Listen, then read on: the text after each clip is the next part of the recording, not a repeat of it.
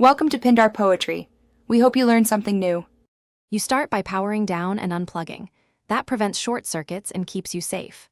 Once done, remove the space keycap gently by prying an outer corner with a thin tool while supporting the key retainer. Make sure to note orientation. The hinge side faces the screen.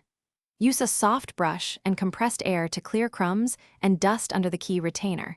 This is often the root cause of a stuck or unresponsive space key. Once the keycap is off, you can see the scissor or butterfly retainer.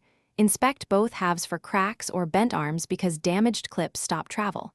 Use a 90% plus isopropyl swab to remove sticky residue where the plunger meets the switch. Isopropyl evaporates fast, so it won't harm electronics. Then press the retainer to feel travel and listen for a clean click. This confirms the switch is functioning. If it moves smoothly, you're ready to reattach. If not, the mechanism may need replacement. Reinstall the keycap by aligning it over the retainer and pressing gently until it snaps into place. Make sure it sits level. Then boot Mac OS and test the space key in multiple apps, including Notes and Terminal, because software or firmware oddities can mimic hardware faults. If the key is intermittent, boot into safe mode to rule out extensions.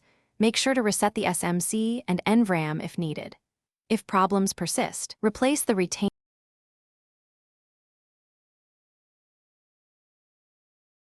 Thanks for watching.